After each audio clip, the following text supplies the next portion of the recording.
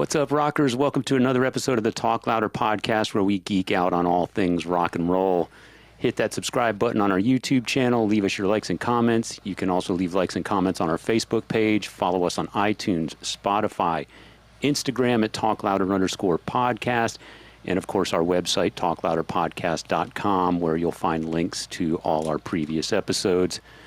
I'm Metal Dave Glessner, along with my co-host Jason McMaster. And Jason, you know the saying, I'm sure you've heard the saying, it ain't bragging if it's true. Yeah. I feel like I like how Danko Jones always says, like, it ain't boasting, it's called truthin'. Well, we're truthing here today on the Talk Louder podcast, and I'm truthing big time when I say we've got rock royalty on the show today. I'm also a little extra excited because this guy's a personal hero of mine. I'm talking about Michael Monroe, who, of course, is a legendary frontman. First came to fame with Hanoi Rocks. The past number of years, he's been putting out great albums, starting with 2011's Sensory Overdrive. This guy's on a roll. I've often said I think he's got the hottest streak in rock and roll right now. His fifth album just came out. It's called I Live Too Fast to Die Young. It's album number 5 in a row. That's a home run, in my opinion. I don't know how the guy keeps finding gas in the tank, but he's definitely on a roll. 5 great albums, doing some of his best work ever, and we're really excited to have him. Well, he had 3 choices that he gave himself: dead, jailed, or rock and roll. He chose rock and roll. Exactly. Well played. Well played. Yeah, I mean, I feel like he's not just making it up as he goes along. I think he was born to do it. Yeah. I refreshed my memory leading up to this moment, actually. Mm-hmm. And there's still jaw-dropping, like, wow moments just with the people that he's rubbed elbows with, the people that he's impressed enough to make his phone ring just by Michael being Michael. Yeah. And I'm excited to sort of talk to him, well, via Zoom anyway. Very happy to have a podcast to get to talk to rock royalty, as you put it. Yeah. I've literally stood behind him in the buffet line on one of the Monsters of Rock cruises, like literally him just towering, because he's quite tall, actually. Yeah. And then you have the hair. Well, that's what I mean. He's quite tall. Yeah. And I'm just like, whoa, that's Michael Monroe, a rock and roll deity right in front of me. And, tap him on the shoulder to put my foot in my mouth, I did not do. You showed some restraint there in the buffet line, huh? Yeah, and I feel like I told the exact same story about the buffet line on the cruise when we had Todd Latore on the show as well. So yeah, it's kind of interesting. Line. But I was standing behind Minoru from Loudness, and then here comes Beeline Todd to tap on, to do what I was chicken shit to do. And to Minoru and Michael Monroe, could have been the same cruise. I don't know. They all run together. But anyway, so today's show, I think everyone's going to learn a lot. Yeah. And let's let Michael do it, because here he comes right now, and we're already recording.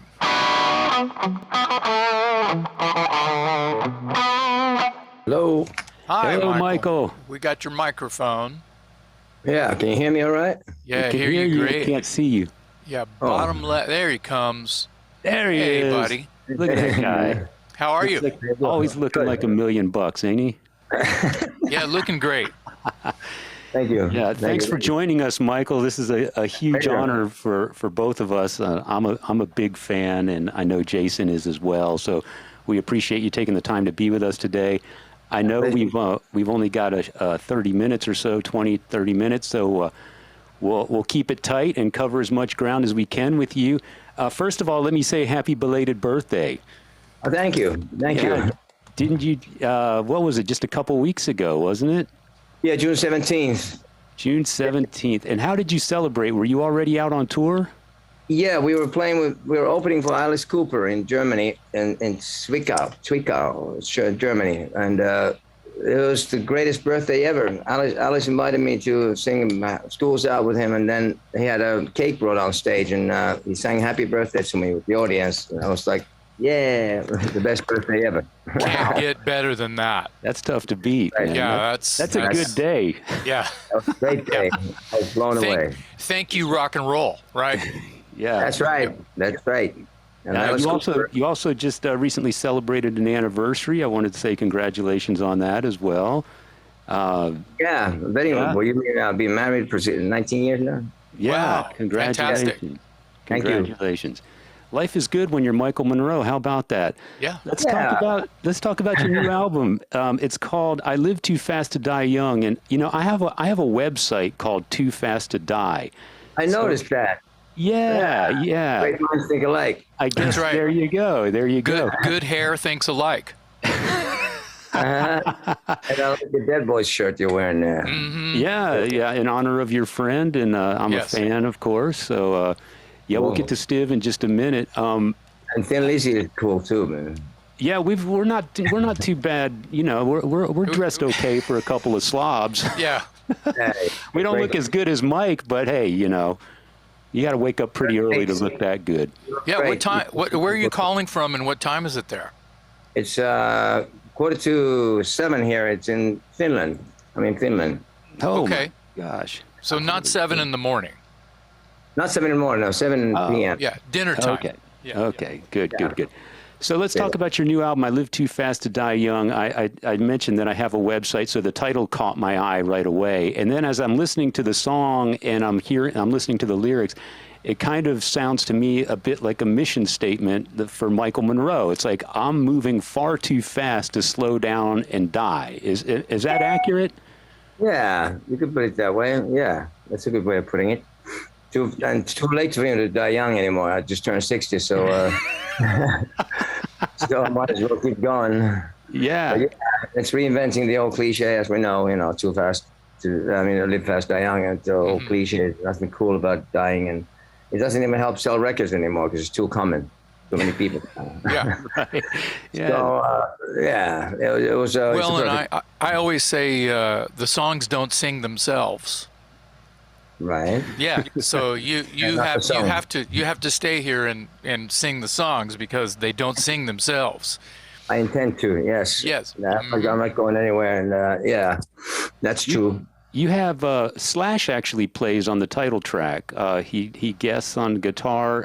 Obviously, you have a long-standing friendship with Slash and the Guns N' Roses guys. But how did that particular solo come about? How'd you get him on the record? Well, I emailed him the song, and I said we're pretty close to finishing the album, and I emailed him the song and I said, would you like to play a solo on this track? It's going to be the title track of our new album. And he said, well, yeah, I knew he was busy doing promotion, and he had an album coming out. So he says, when do you need it by? It was pretty packed up with stuff. And I said, well, like now. But if you don't have the time, I understand, no problem. 2 days from then, we had the solo. It was like really fast. I was, all right, I love that guy. Yeah, that's a good friend. Yeah, he's certainly a good friend. He's always really accommodating to me whenever I asked anything. He's really a sweetheart of a guy. He's only gotten nicer over the years. You know, he's always been a nice guy. He's always gotten nicer. I hate to get off Dave's path because he's the real journalist here, and I'm just kind of the fanboy. But you know, it's important to me for people who, if they don't know who Michael Monroe is, I think that they're just dead. We can't be friends. But yeah, I don't blame them because I'm still one of the best kept secrets in rock and roll. I mean, come on, let's face it. Well, and I was going to say that, you know, that I feel like you are this living legend. If I'm sorry to put you on the spot like that, but Cool. you know, Hanoi Rocks is a living legend, and it took a while for people to, you know, get that band on their radar at all. But if you're into stuff like the Dead Boys and, you know, early Aerosmith and Ramones, and I could just pile a bunch of stuff on. And Yeah. if you're into that and you don't like Hanoi Rocks, I don't understand your way of thinking at all, because the way that you got your approach, and then just your And we're part of that. Yeah, we're part of that legacy. That's right. That's right. Yeah, yeah. And it's important, and the consistency that I must raise the flag on as well, that you've been able to keep going. Your energy, I don't know where you get the energy. Are you vegan? Are you shooting gasoline? Are you, what do you, what's going on? But the point that I'm making is you are, you've worked with other living legends, little Steven Tyler, Steve Baders, I mean, Guns N' Roses, Alice Cooper, you've recorded, you've been in videos, you've shared stages with everyone's rock and roll god. And how does it feel to be kind of always there, sort of listed somewhere on the list of influences from It's an honor. It's yeah, an honor man. and a privilege. And it's really a privilege and an honor. And I feel lucky to be here, to be able to, first of all, to be able to do what I love doing the most and making a living out of that. And that's what I'm happy. That keeps me going, and always trying to strive for greatness and for perfection, which I will luckily never achieve. There's always room for improvement. So I always try to go for better albums, better performance live. I always give everything, and that keeps me hungry and it keeps me trying. And there's nothing better than the feeling after a good show or after you finish an album, which is now we got something special. This is great, and it really, that keeps me going. And being, like I said, Alice Cooper, people I admire, and meeting them and getting to know them and seeing how cool they are in real life. They're really great people, and so that's always great to find out. And yeah, I just feel like there's a lot of things in the world that wouldn't exist without. Here comes the pressure button again, without you and without Hanoi Rocks. I think that your early years really set the world afire for people paying attention. So my hat's off to you, sir. Thank you, sir. I appreciate it. Yeah, because an important link between a lot of bands. Aerosmith, Hanoi, and the Stones. Well, starting with Little Richard, to the Rolling Stones, to the Ramones, and everything in between. And we took influences with Hanoi. We were influenced by everything from funk to blues and reggae and everything, all kinds of music. And we defied all categories, which was great. I thought, we're just playing rock, and we played anything from punk to calypso, so you couldn't really categorize Hanoi. And I think all the genres are unnecessary, because good rock and roll is good rock and roll. There's no need to categorize. That's right. Record labels like that, and they want to market things. How we're going to market this, and that doesn't help the music. That's why older music in the 50s, 60s, 70s, even early 80s was better. That's not nostalgia saying that things were better before. It was because music was made for the right reasons, and everybody had more personality. There were different bands and different artists. Everyone was doing their own thing and not thinking about how we're going to market this and what are we going to call this. What's it going to be? Grime? They didn't have the packaging before the song. Right. And music, nowadays, one of the reasons I moved out of America was because music has no business in the music business. It's all about business. Right. Yeah. So, mostly, and unless you know where to find the real stuff and the right stuff. So, I think it's unnecessary to categorize music. And I was just talking with Alice Cooper, said, rock music, hard rock, and roll. Rock is always going to be there because it's timeless music. Yeah. Yep. Yeah. Speaking of timeless music, I've told numerous people, anyone who will listen and some people that won't listen, that Michael Monroe is on the hottest streak in rock and roll right now. If you go all the way back to 2011's Sensory Overdrive record, and you're now on album number 5 in a row that has just been, the quality is just fantastic. I don't know how you still find gas in the tank. You've got a bunch of great songwriters in your band, but to do it 5 times in a row is pretty impressive. I think you're on the hottest streak. You got the hottest streak in rock and roll going right now. Thank you. That's great to hear, and it's great to be told that I'm making better records than the one before. And nowadays, being told that I'm making the best work of my career, and that's what I'm striving for. That's really rewarding, and that's I what agree, and this may be an unpopular opinion among my friends, but I'm going to go out on a limb and say I'm a bigger fan of your current work more so than I am of Hanoi Rocks, and that's saying a lot. But your last 5 albums are really, really good. Speaking of the new album, let's get back to that real quick. There's a song on there that's my current favorite. It's called Derelict Palace. That's one of my favorites too.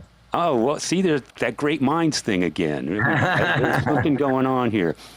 Yeah. I love I was listening along to it, and the lyrics, flowers of romance and vicious circumstance, obviously a nod to Sid Vicious there, or the early... Yes, that was, yes. Yeah, tell me a little bit about that song, the inspiration behind it and what it's about. That was Rich Jones.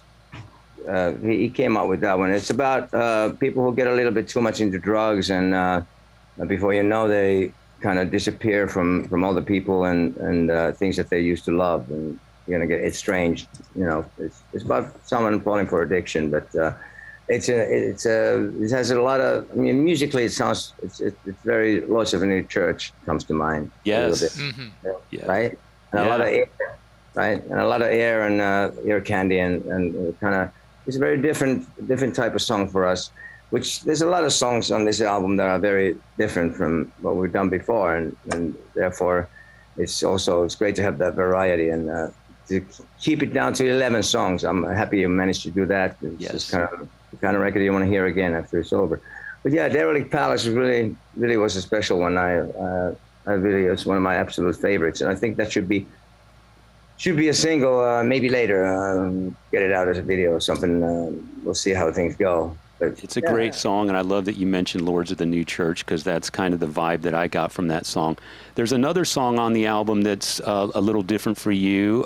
It also has a vibe, and that to me is Dearly Departed. I hear a very creepy sort of Alice Cooper sort of vibe in that song. That's cool. Yeah, there's almost like a childlike, I don't know what the instrument is. Is it a xylophone or something? There's some almost childlike music in the background that kind of gives it that creepy feel. The riff I'm playing, it's like a toy xylophone that was in the studio. I'm playing with the riff, and it was actually, that song was it's an old song actually. I wrote the lyrics when I was that was written in 2001 after my late wife passed away. And I never recorded it before because I felt a little too sad and too personal. And it's been sitting around for all the time. And then last summer I started thinking that might be a good time for this song to be recorded now. And it's about losing someone near and dear and having to readjust your life to that situation, obviously. And most of us, unfortunately, go through that sooner or later in life.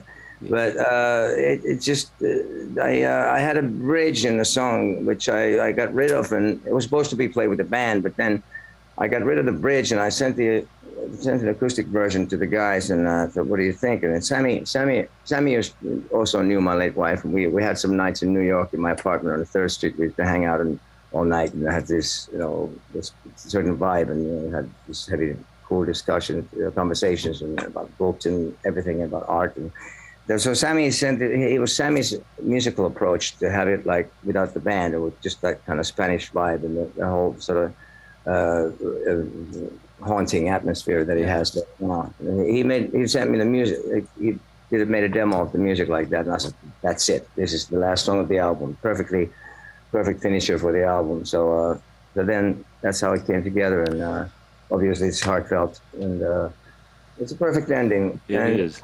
Right? And it's good. Great final track. Yeah, it's good that to hear that you are you get personal with your lyrics. It's not always this message about just dancing and partying and tearing up the town and painting it red and blah blah blah blah blah. That you're actually you're going deep, and I think that's it's important for even someone like yourself who's climbing the lighting trusses and throwing shit and doing backflips and playing every instrument on the stage and being a maniac and all of a sudden you have a song like that. Yeah, it's from the heart. Yep. Well, it's a great song, and And I think the fact that you put it at the end of the album makes it maybe adds a little more drama to it, because it's just it's a fitting closer, and you can tell it's kind of it came from a special heartfelt place. So Absolutely right. And then when I looked at the whole track listing after I'd done, like I was like, okay, there's 11 songs, and then I realized the first song is called "Murder," the Summer of Love. Second to last song is called "I Live Too Fast to Die Young," and then "Dearly Departed." In the end, I was like, okay, it's a sign that it's like a beginning of the, a death theme that appeared all of a sudden, not in a negative way. It's like "Murder, the Summer of Love" is about killing an ideal, "Live Too Fast to Die Young," reinventing an old cliche. It was still in a positive way, but this death theme appeared at the beginning and the end. I thought, okay, now the track listing is in place. And speaking of instruments, I must say, the nose flute. You ever seen this thing, this plastic thing, and you blow with your nose? And and every song, every album has a little bit of nose flute there, one way or the other. And this album is Dearly Departed. When this musical bit in the middle, there's that. In the background, you can hear this. That's the nose flute. wow, That's look crazy. at that. That's got to be a first on the Talk Louder podcast. I don't think we've ever had the nose flute on the Nose show. flute solo? No, I've never had a nose flute solo in my life, so it's my first nose flute There you solo. go. That's crazy looking. Yeah, I gave one to Alex Cooper too. I actually turned Alex on to some harmonicas. Got these Suzuki harmonicas that I get from Japan, and I gave him a harp to try out, and he loved it. He was like, wow, it sounds much clearer and much louder than the one he was using before. So I was happy to be able to give something back to Alice. Yeah. We got a lot to cover here in a short amount of time, so I'm going to jump around a little bit. I wanted to ask you, finally, we're going to get the Demolition 23 album re-released. Oh, my God, like one of the greatest albums ever, but you can't find it if your life depended on it. So the last time we talked, you told me that it was you were waiting on little Steven to make a move, basically. So I assume he's made that move. How is it coming about, and when are we going to get that record in our hands?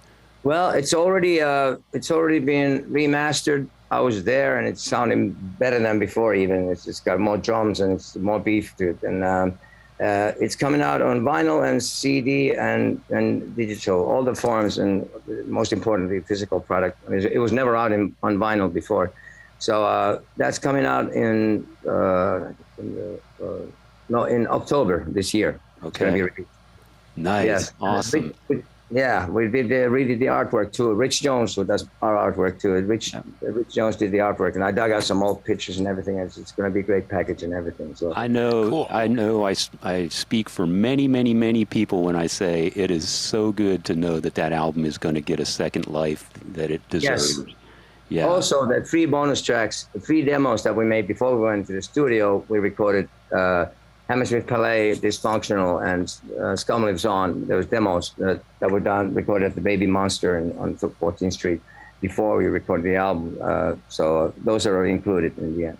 I'm glad that you mentioned Scum Lives On, because there's a great line in that song. Now, people are very aware of your friendship with Stiv Bators, but you were friends with a lot of the people who unfortunately are no longer with us. There's a line in Scum Lives On that says, Bon Scott was a problem child. And I love that lyric. So tell me, how close were you to Bon Scott? And I never met Bon Scott. No? For my time, unfortunately, I never got to meet him. He passed away in 1980. Yeah. So we were just starting out then. Never got to meet him. Well, he was obviously an influence on Big you. influence, yeah. He was a true rocker. He showed he showed the rest of us how to do it. Yeah. He had his attitude and his hotel motel poetry. It was as simple as that, and his amazing voice, and his attitude was just the greatest. I mean, he was a true rocker. To me, he represented what a rocker is. And he had tattoos. Apparently, he was in a bar fight, and it was like somebody knocked him on the shoulder and knocked the guy out, and it was a cop. So he did some time, I think, like half a year or a year, and he got the tattoos in jail. But that's why I got tattoos. I think a rocker should have tattoos. Except I didn't want to have more than 3. If I had one here, I didn't want to look like a sailor. So I just had these 3. But then if I'd known how many people have tattoos nowadays, I probably wouldn't have had any. Yeah. Because they're all covered up and everything. It's like you can't find one from the other because they're all covered up. So, as I pulled down my sleeves. well, you know, Yeah, seeing Bon with tattoos was interesting to me. Younger, because you think about prisoners having tattoos and pirates and not.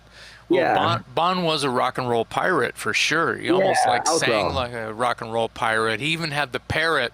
So this in my mind, this sort of cartoon of that whole thing was part of the charm that I believe that he had, and how dangerous he could seem, but he was smiling and very inviting at the same time, stylistically. Exactly.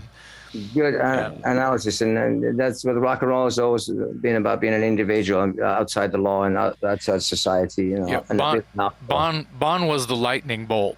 yeah, between the AC. Yeah, that's right. He wasn't the AC or the DC. He was the There's Angus. Angus. I can't show you. I've got Bon right here, but you just can't see. Wow, how cool! Yeah, he was. Let's talk about. I'm sorry. Let's talk about the re-release of Oriental Beat as well. Hanoi Rocks' second album. Yeah, the longest and slowest project I've ever been involved in. Now, finally, 40 years later, it's coming out as it was supposed to be. Yeah, I mean, the producer was completely wrong for the album, and we were young and we didn't know much. We didn't know better, and we actually had we recorded the album in London, and we had some rough mixes that sounded okay, so we knew it was recorded okay. We had no idea that it was going to be mixed as bad as it was, and we got to hear the mix when it was already printed on the vinyl. No. We were on tour in some hotel, and our manager brought a turntable there and played the record. I was like, whoa, sounds kind of hollow and empty, and well, I guess can't help it anymore. If I'd known what I know now, of course we would have gone back and remixed it, but we just figured, okay, I guess we'll go along with it. And it's a shame because it had a lot of great songs, and probably delayed our career, set us back for a year or two maybe, because the sound of that record was so bad. Could be, I think it, probably must have, affected that too. And it was a lot of great songs. So when Guns N' Roses released our back catalog in America in 1990 or 91 or 92, we wanted to remix the album, and then we found out from the Finnish label who had the original masters that they had sent the original masters to Germany to some producer, somebody to mix, and then they were lost. And I couldn't believe they had not made a safety copy, and it was hard to believe. But the head of the label, apparently he thought that this was the case, and so we figured, oh God, we can't even get to remix it ever. But then a couple of years ago, I got a tip from somebody who had been at the Universal Music warehouse, and Universal, and they own all that Hanoi stuff nowadays. So they had seen some multi-track tapes by Hanoi, and I called the head of the label. I said, can you have someone go down to the warehouse and take a photo of these tapes? And if one of them says at Vision Studios, London, then those are the Oriental Beat tapes, and they were. So I was like, all right. So now we get to remix it. Oh. So we started, So we started doing that. Yeah. Yeah. That's special. 40 years, it's going to be worth the wait. So it's going to be, So it's for the 40th anniversary, 20th century edition, the real mix. Yeah. Not the real mix. So it's coming out in November. Okay. This year. Yeah. So we can look for Oriental Beat and Demolition 23 before the end of the year, as well as the new album. Absolutely. That's right. You mentioned Guns N' Roses, and the last time that you and I talked, you said that it was very difficult to tour the United States. Financially, it just didn't make a lot of sense unless you could open like an arena tour for a big band. And I mean, Guns N' Roses is as big as they get, and they're friends of yours. And there's other bands like Aerosmith, and the Foo Fighters, I guess, are on hold, unfortunately now. The Alice Cooper. So you've got some friends and some really big headliner status bands. Why hasn't Guns N' Roses taken you on a North American tour? I don't know. You have to ask them that. Should I make some phone calls for you, or what? Whatever you want to do, but I mean, we just opened for them in London now. Yes. And I was gonna bring that up. That the bill, if I'm Gary Clark Jr. was on the bill, correct? Yeah, he's been touring with them for quite a long time now. Okay, he's from where we are. He's from Austin, Texas. He's from here. Yeah. I believe that he befriended Slash and the Guns guys when he played a show, the big, what's it called, Dave? ACL, Yeah. Austin City Limits Festival, and Guns N' Yeah. Roses played in a giant park downtown, and he was on the bill with them. And that was years ago now. So I would imagine that that's what that was. And you were on before Gary, is that right? Yeah, we were on before Okay. him. Yeah. I saw some footage and some photographs from that, and it looks like people showed up early to see Michael Monroe. Yeah, we had a nice amount of people there. But the thing was, the first, we were supposed to do the first and the second, like the Friday and the Saturday. So on Friday, I don't know why, we still never got a clear explanation why, but the doors didn't open. They were supposed to open the doors at 3:30, and our show was 4:30, from 4:30 to 5, and then Gary Clark Jr. was on at 5:30. So on Friday, the doors didn't open until like 5:15 or something. And we were told we were ready to go like 4:30, and then they said, "Okay, we'll just wait until they didn't want." They said they're not going to let us play to an empty stadium. I says, "I don't mind playing to these security people here." But then the time went on, and it was like 5 to 5. We were told, "Okay, your slot just went by. You're not going to play." So we missed that show on the first day, and then the doors opened like 5:15 or 5:20. The people started pouring in, and then Gary Clark Jr. was also wondering if they're going to play, but then they ended up playing their show that night. So, but the next day it went well. The doors opened on time, and we got to play, and we rocked harder than just to make up for the day before. Yeah. The first day was like the greatest show we ever almost did on Friday. Well, we haven't seen you in the. We haven't seen you in the States. At least I haven't seen you since South by Southwest. I think it was 2010.